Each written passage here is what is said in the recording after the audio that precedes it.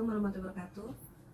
Saya dibantu dengan rekan-rekan Pokja pemilihan pembangunan jembatan jalan dan jembatan Sodong Kubotak 2 akan melakukan simulasi terkait pemberian penjelasan pekerjaan. Pemberian penjelasan ini diberikan paling cepat 3 hari sejak tanggal undangan disampaikan kepada para peserta yang telah lulus prakualifikasi dan pada hari kerja dan di jam kerja. Pokja pemilihan telah menjadwalkan proses pemberian penjelasan itu selama 2 jam dan para peserta yang lulus prakualifikasi dapat menyampaikan pertanyaan terkait persyaratan yang ada di dokumen tender atau hal-hal yang kurang jelas yang ingin ditanyakan oleh para peserta melalui SPSE. Pokja pemilihan menjawab seluruh pertanyaan yang disampaikan oleh peserta dalam waktu dalam masa pemberian penjelasan selama 2 jam dan ditambah lagi dengan 3 jam dari masa berakhirnya waktu pemberian penjelasan. Dalam kurun waktu 2 ditambah 3 jam itu, Pokja pemilihan dapat menjawab semua pertanyaan pada kolom yang telah disediakan, yaitu kolom pemberian penjelasan. Tetapi karena ini penjelasan terkait dokumen tender yang mana ada persyaratan teknis dari PPK, maka dan apabila ada pertanyaan-pertanyaan terkait teknis yang harus dikoordinasikan atau ditanyakan kepada PPK dan PPK yang harus menjawabnya, maka Pokja pemilihan dapat menjawab semua pertanyaan-pertanyaan tersebut dalam bentuk berita acara dan diupload pada fasilitas yang telah disediakan. Nah, teman-teman, ini ada pertanyaan terhadap dokumen tender dari coba ke bawah. PT Utama Minyak ya. Coba.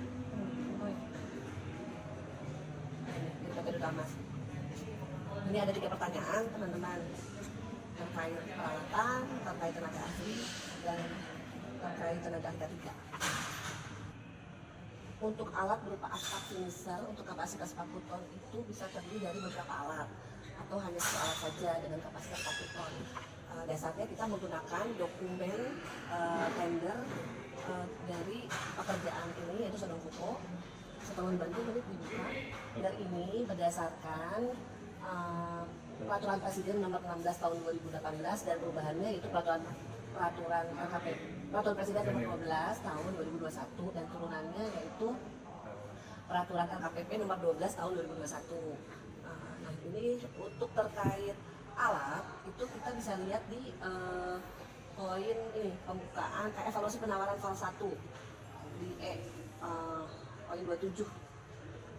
Coba kita lihat alat. Nah, alat itu coba kita cari alat 27.8 ya.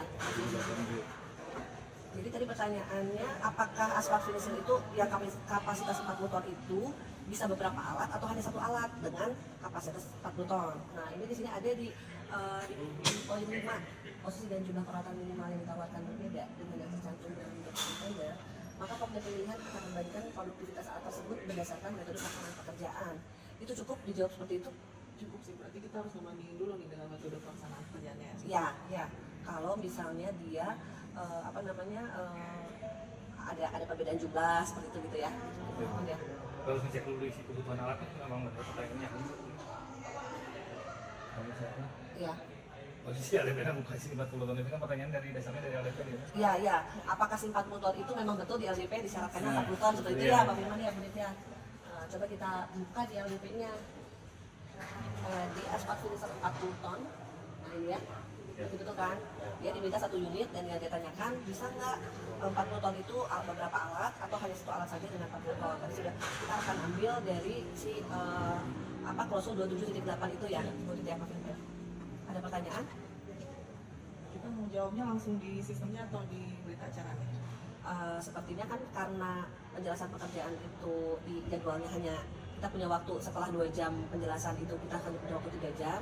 dan pertanyaannya lumayan banyak, sepertinya kita buat di berita acara aja ya Pak Firman. Iya. Di berita acara terpisah nanti kita upload gitu. Karena sebagian ya ada apa harus Kita diskusi konsultasikan sama dengan PPK. PPK ya gitu ya, karena nggak semuanya terkait proses pemilihan persyaratan dari di dokumen, tapi juga terkait spesifikasi teknis yang ada di PPK ya.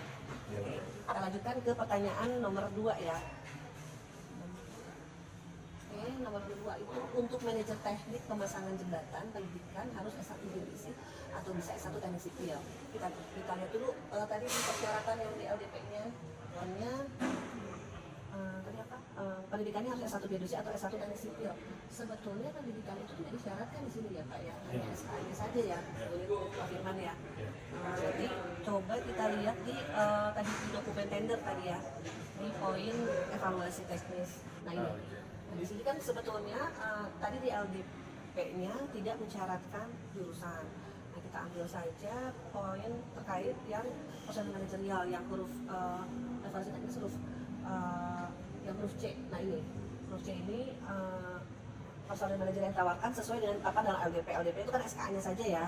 Nah di LDP itu tadi mensyaratkan di sini kan tidak ada membahas terkait jurusan ya. Jadi mungkin kita ambil jawabannya dari yang LDP-nya yang bab 4-nya ya, bukan dari KP gitu ya Pak Firman. Bahwa persyaratan teknis itu persyaratan teknis angka 3 itu ya kemampuan manajernya tadi apa SKA-nya apa yang diminta adalah SKA ahli media teknik geodesi atau SKK ahli media survei terestis gitu. Jadi tidak terkait ke jurusan. Untuk jurusannya tidak perlu dibahas lagi oleh kita ya, karena ya sudah saja itu tidak jadi persyaratan seperti itu ya Pak Firman. Iya betul. Oke, kita lanjut di nomor berikutnya. Nomor 3 untuk ahli K3 konstruksi, apakah pendidikan personel harus teknik sipil atau boleh dari program studi lain? Ini juga sama ke program studi ya. Jadi mungkin jawabannya sama aja, kita buka yang tadi di LDP.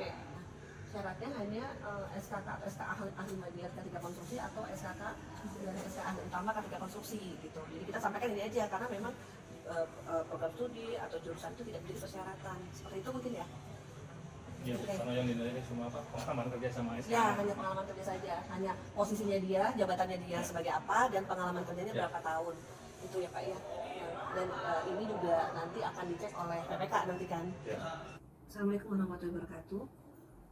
Saya dibantu oleh rekan-rekan dari Pokja Pemilihan Pekerjaan Pembangunan Jalan dan Jembatan Sodongkopo tahap 2 akan melakukan simulasi terkait pemberian jawaban sanggahan dari peserta yang tidak lulus atau gugur. Tata cara dari proses jawaban sanggah ini adalah setelah Pokja Pemilihan menetapkan dan mengumumkan pemenang, maka selama 5 hari kalender diberikan waktu, diberikan masa sanggah dan diakhiri pada hari kerja dan jam kerja. Jawaban sanggah dari Pokja Pemilihan itu paling lambat 3 hari kalender setelah akhir masa sanggah, diakhiri pada hari kerja dan jam kerja. Apabila ada sanggah, diberikan masa sanggah banding selama 5 hari kalender setelah jawaban sanggah diakhiri pada hari kerja dan jam kerja. Jawaban sanggah banding paling lambat 14 hari kalender setelah menerima klarifikasi jaminan sanggah banding diakhiri pada hari kerja dan jam kerja. Kita sekarang akan menjawab sanggahan dari PT Asri Karya Lestari ya, dia KSO dengan Bumi Asri juga.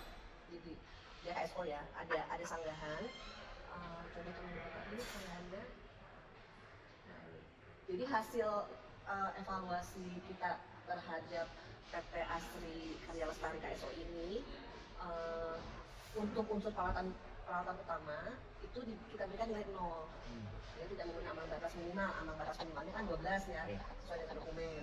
Nah, pada saat kita klarifikasi nih ke pemilik peralatan sewa yaitu CV Jumitoya Indah, nanti kita buka ya itunya perjanjiannya dengan surat perjanjian sewa ini gitu.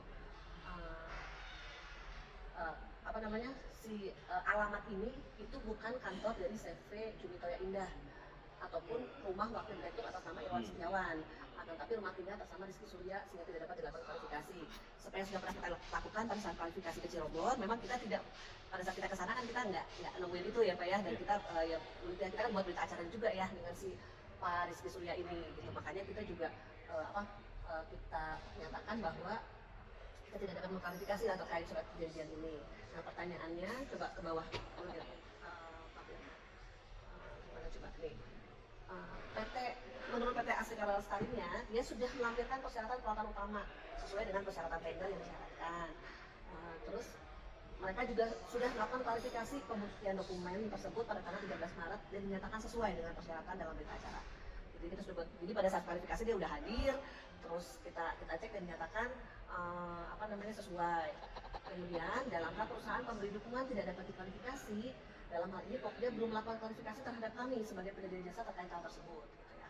Nah, jadi pada tanggal 13 itu, pada saat klarifikasi itu, kita memang membandingkan dokumen yang diupload oleh peserta dengan dokumen penawaran teknis yang asli kita bandingkan gitu ya, waktu itu kan gitu ya, dan kita cek memang sesuai gitu. Karena memang yang asli itu sesuai baik semua persyaratannya. Nah, tetapi penawaran yang memenuhi persyaratan itu bukan hanya pemenuhan terhadap persyaratan gitu. Nanti kita buka di ini nih di bab 3 IKP poin 27.6, klausul 27.6 nih. Penawaran yang bersyarat adalah penawaran yang sesuai dengan ketentuan, syarat-syarat, dan spesifikasi teknis yang ditetapkan dalam dokumen tender ini tanpa ada penyimpangan yang bersifat penting atau pokok atau penawaran bersyarat gitu ya.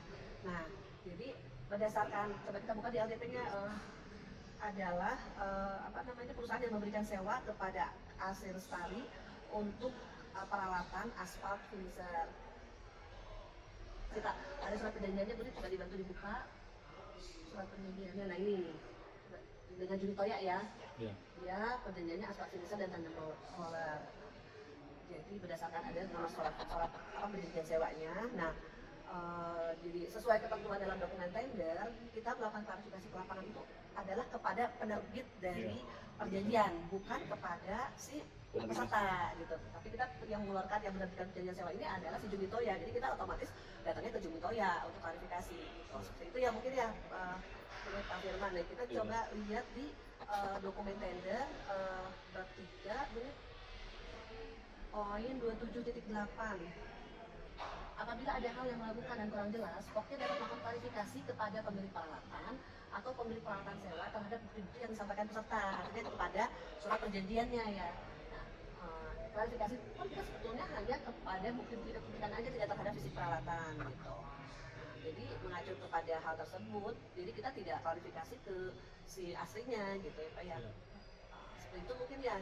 Jadi kita anggap ya surat surat perjanjian sewa itu tidak dapat diklarifikasi gitu ya Pak ya? Iya.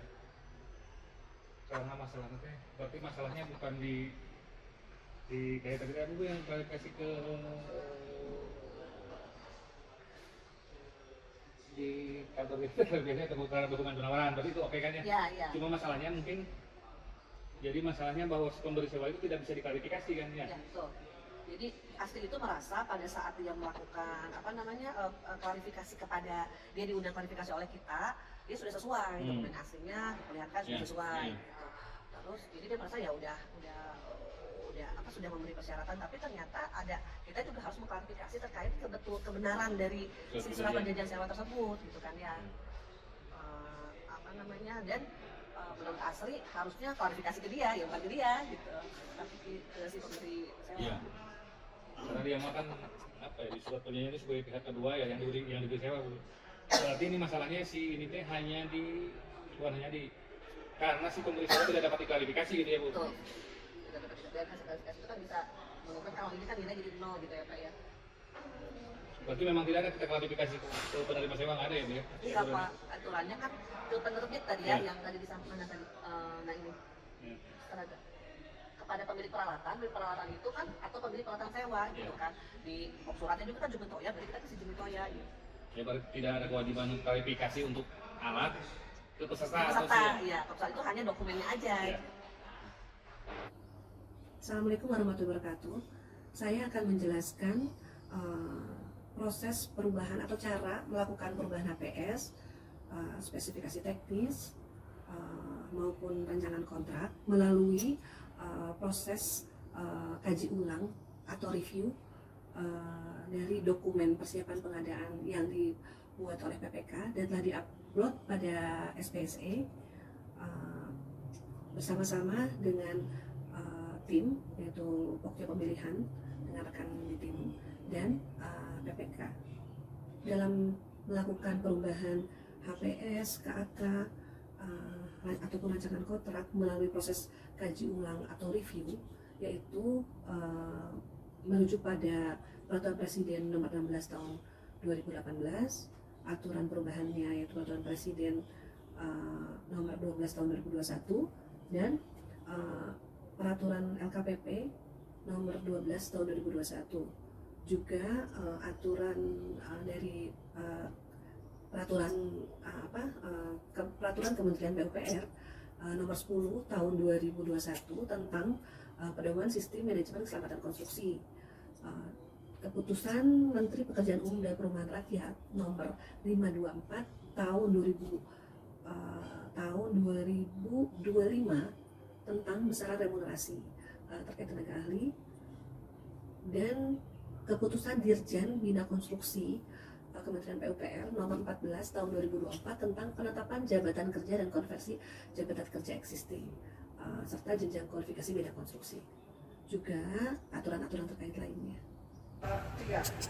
Assalamualaikum warahmatullahi wabarakatuh. Terima kasih Bu Sali atas kehadirannya untuk review pekerjaan master plan trotoar di Jawa Barat untuk seleksi ulang ya Bu Sali ya. Nah ini kami sudah buat reviewnya. Saya akan coba bacakan ya. Ini sebentar. Ini KAK Ibu. Sebetulnya nggak terlalu banyak perubahan ya Bu ya, tapi ada beberapa hal yang tetap harus Ibu berikan tanggapan gitu ya Bu ya. Jadi terkait apakah KAK, output, metodologi, personel, waktu, biaya sudah sesuai dengan dokumen perencanaan ketetapan oleh PA atau KPA. Ibu nanti berikan tanggapan gitu ya. Gitu. Terus metode evaluasi penawaran yang akan digunakan ini tadi metode evaluasinya tetap menggunakan metode evaluasi pelanggaran gitu ya. Referensi hukum juga tetap karena pekerjaannya tidak perlu. Lalu nah ini ada tambahan Bu terkait kompleksitas pekerjaan. Nah untuk pekerjaan konsultan itu karena ada KSO walaupun kecil itu kita di dokumennya itu bisa ber-KSO. Nah ada kompleksitas pekerjaan belum dicantumkan pada KK. Ini jadi untuk menetapkan penetapan jumlah peserta KSO. Nah KSO itu kalau untuk pekerjaan yang tidak kompleks itu dibatasi paling banyak 3 perusahaan. Kalau pekerjaannya kompleks itu 5 perusahaan. Nah, yang dimaksud dengan pekerjaan kompleks itu mengacu pada Perpres Nomor 16 Tahun 2018 Pasal 44. Pengadaan barang jasa yang bersifat kompleks adalah pengadaan barang pekerjaan konstruksi desa lainnya yang mempunyai resiko tinggi, memerlukan teknologi tinggi, menggunakan peralatan yang didesain khusus dan atau sulit mendefinisikan secara teknis bagaimana cara memenuhi kebutuhan dan tujuan pengadaan barang jasa. Gitu. Nah itu disebut kompleks. Kalau kompleks itu seperti itu Bu. Jadi kalau salah satunya memenuhi persyaratan itu berarti pekerjaan Ibu kompleks. Jadi nanti dicantumkan di KK-nya Ibu ya. Jadi pas kompleksitasnya di yang di mana aja nanti Ibu ditambahkan poin itu nggak apa-apa. Di poin ya. Jadi pekerjaan itu termasuk kompleks atau tidak kompleks gitu.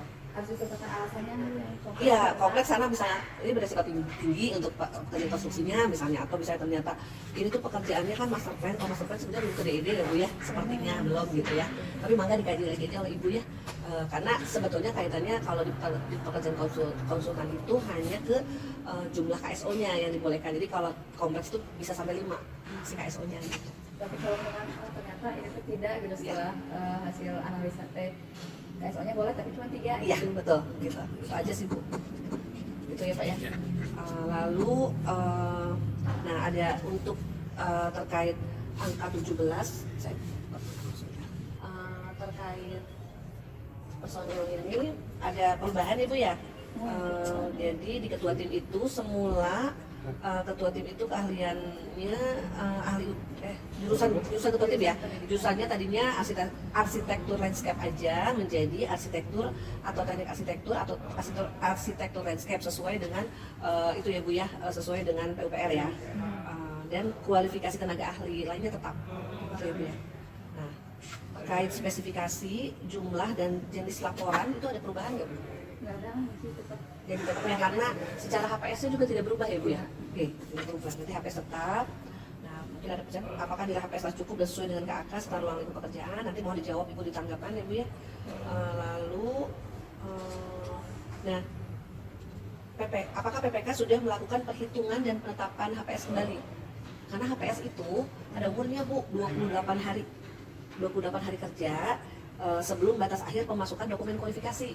Jadi kalau Ibu yang waktu itu kayaknya umurnya udah lewat 28 hari, Ibu harus buat lagi, walaupun secara ini mungkin masih tetap gitu ya Bu ya, Ibu buat lagi RAB-nya, Ibu tetapkan lagi HPS-nya gitu, sesuai tanggal yang nanti sesuai tanggal, nggak sekarang itu misalnya besok atau lusa ya tapi ini sih tayang sekarang ya Bu ya.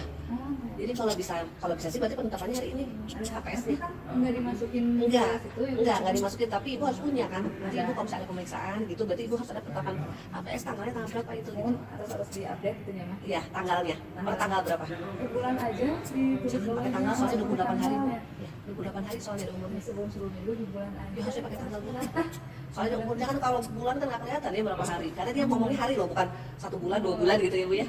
Sama dengan kakaknya kemarin kan kakaknya. Ya, nah kalau kakak kan ini diupload tuh gitu kan. Jadi dan kita tuh pada saat kaji ulang itu mungkin bisa beberapa hari kita nggak tahu nih perbaikan di PPK seperti apa, makanya kita sarankan udah nggak usah pakai tanggal, khawatirnya kejauhan. Tapi kalau HPS sih itu udah jelas harus ya ada umurnya gitu.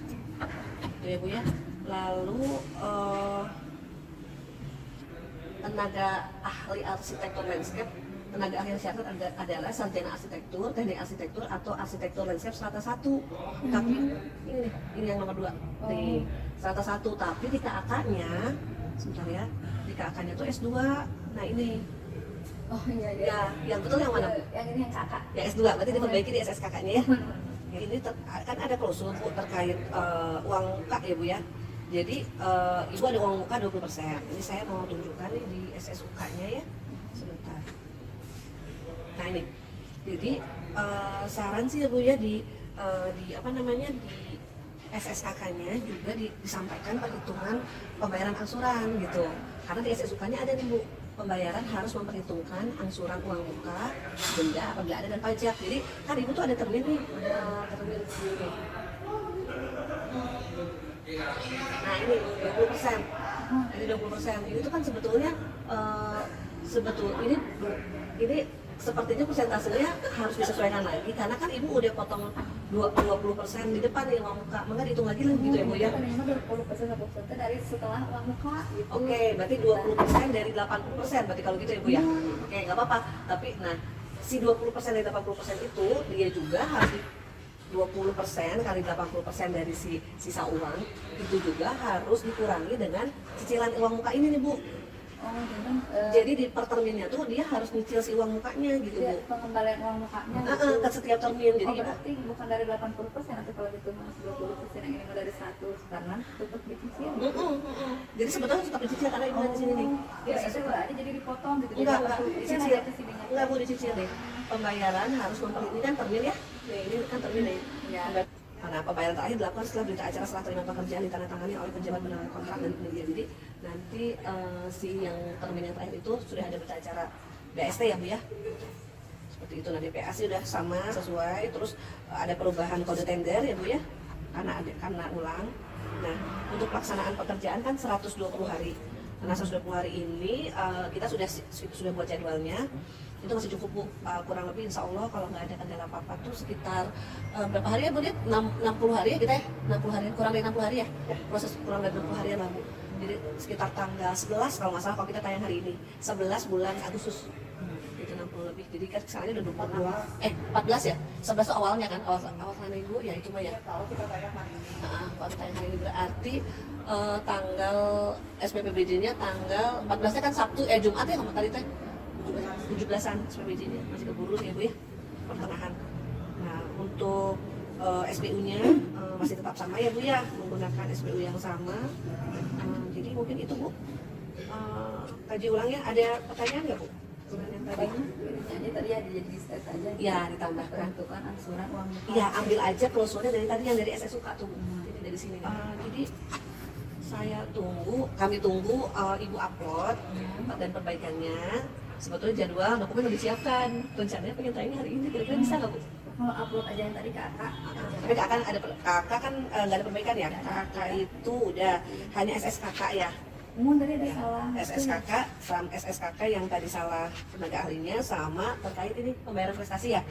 Itu diupload, kemudian dikabarin, kita sih secara dokumen dan jadwal udah siap, tinggal tayang gitu. Firman, Ibu Ditit ada yang mau disampaikan? Ini pada ulang ya. Ini mah seleksi ulang, moga-moga lancar, moga-moga ini. Tapi ya Kak, sepertinya mitigasinya kan sudah ya kemarin ya dari seleksi yang pertama kan udah kelihatan lah yang si landscape S2 itu yang susah gitu. Moga-moga ini karena kan kalau arsitek mah banyak Bu. Itu kan yang kemarin juga yang sebelum di paket yang di Ibu cuma satu juga apa ya? Zona 3 ya. Yang zona 3 itu yang dua arsitek. Dua-duanya yang gugur yang nggak lulus itu. Iya, dia arsitek dua-duanya yang ngasih landscape cuma satu, S2 landscape itu. Yang lainnya tapi CS lah. Tapi Ibu udah udah survei juga, memang banyak yang arsitek misalnya gitu. Kalau landscape udah pasti dia landscape gitu ya. Survei juga nggak? Cuma kalau aku kan udah banyak yang Yang punya SKA utama landscape gitu Ibu, ini nggak? SKA teh abroget teh iya acan, tapi bilangnya yang si narasumber itu teh yang PAT yang memang banyak sih cina itu. Jurusan arsitek, Jurusan arsitek. Kalau tapi SKA emang banyak kayaknya. Kalau SKA. Cuma yang sekolahnya itu yang nggak banyak. Malah kan ada yang lulusan yang apa? IPB itu kan sebenarnya landscape-nya lebih ke Iya, pertanian itu loh. pertanian loh. Tapi dia bisa ikut. Bukan ST, sarjana pertanian ya? Sarjana pertanian.